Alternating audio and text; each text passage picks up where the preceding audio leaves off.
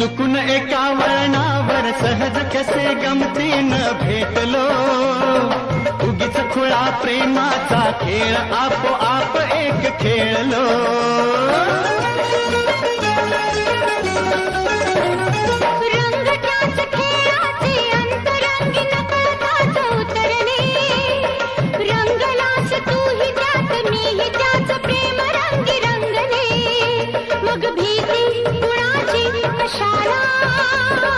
भीती कुणाची कशाला, भीती कुणाची कशाला, अगं भीती कुणाची कशाला.